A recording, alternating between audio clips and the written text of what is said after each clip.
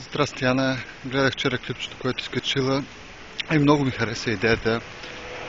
Самата идея да споделиш с някой къде живееш, какво правиш и да им обясниш, да правиш нещо като разходка в града, откъдето си. Ама не, аз няма да говоря сега за това. Това, което ми направи на мен силно впечатление, беше както говореше на английски, в един момент като смени на португалски, как просто израза на лицето се промени.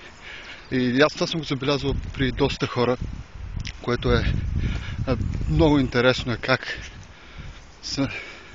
как самото лице, може би самото цялото тяло се променя, когато сменяш езиците. Например, понякога като говориш на чужд език, има този момент да мислиш за думата, която искаш да кажеш, да намериш точната дума, която така ти се присвиват очите, ти мислиш за нея.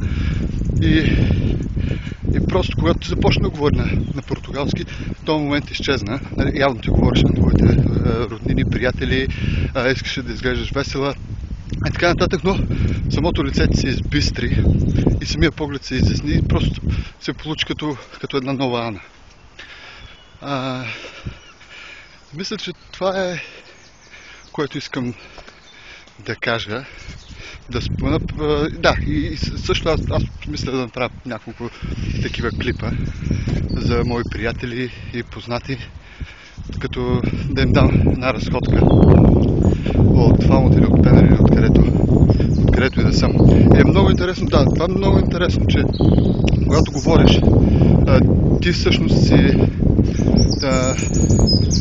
не навигатор, това не е навигатор, не. Екскурзовода, ти си екскурзовода в целият този тур.